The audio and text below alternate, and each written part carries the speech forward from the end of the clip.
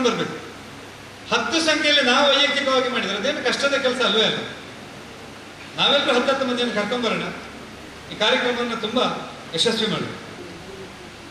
ಈಗ ಸಭೆಯನ್ನು ಅದರಿಂದಾಗಿ ಸಹಸ್ರ ಸಂಖ್ಯೆಯಲ್ಲಿ ನಾವು ಭಜನೆ ಮಾಡ್ತಾ ದೇವರ ಹತ್ರ ಹೋಗುದು, ಅಲ್ಲಿರುವಂತ ನಮ್ಮ ಪ್ರಬಲವಾಗಿರತಕ್ಕಂಥ ನಮ್ಮ ಬೇಡಿಕೆಯನ್ನು ಕೇಂದ್ರಕ್ಕೆ, ರಾಷ್ಟ್ರಪತಿಗಳಿಗೆ, ರಾಜ್ಯಪಾಲರಿಗೆ ಅದನ್ನು ಕಳಿಸಿಕೊಡೋಣ. ನಾವು ಮುಂದಿನ ಹಂತದ ಹೋರಾಟ ಯಾವುದು ಅಂತ ಇಲ್ಲಿಯೇ ಸಾಮಾನ್ಯ ನಮ್ಮ ಹತ್ರ ಒಂದು ಪಟ್ಟಿ ಇದೆ, ಶರಣಿದ್ದಾರೆ, ಇಲ್ಲಿ ಒಂದು ಸಣ್ಣ ಸಮಿತಿಯ ರೀತಿ ಮಾಡಿಕೊಂಡು ಮುಂದಿನ ಹಂತವನ್ನು ನಾವು ಯೋಚನೆ ಮಾಡೋಣ. ಎಲ್ಲರೂ ಆಯ್ತು ಅಂತ ಅನಿಸುತ್ತೆ. ಒಟ್ಟಿನಲ್ಲಿ ನೀವೆಲ್ಲರೂ ಜೊತೆಯಾಗಿದ್ದು ನಾವೆಲ್ಲರೂ ಇವತ್ತೇನು ಇಡೀ ದೇಶದಾದ್ಯಂತ ಹೋರಾಟ ನಡೀತಾ ಇದೆ, ಅದಕ್ಕೆ ಮಂಗಳೂರಿನ ಜನರು ಭಾರಿ ದೊಡ್ಡ ಮಟ್ಟದಲ್ಲಿ ಸ್ಪಂದನ ಕೊಟ್ಟಿದ್ದಾರೆ. ಹೋರಾಟವನ್ನು ನಾವಿಲ್ಲಿ ರೂಪಿಸೋಣ. ಕಾರ್ಯಕ್ರಮ ತುಂಬಾ ಯಶಸ್ವಿ ಆಗಬೇಕು. ಹೀಗಾದ್ರೆ ನಾವು ಮತ್ತೆ ಇನ್ನೇನೇನು ಮಾಡ್ಬೋದು ಎನ್ನುವುದಕ್ಕೆ ನಮ್ಮ ಹತ್ರ ಅನೇಕ ಹಂತಗಳನ್ನು ನಾವು ಮುಂದಿನ ದಿನಗಳಲ್ಲಿ ಯೋಚನೆ ಮಾಡ್ಬೋದು.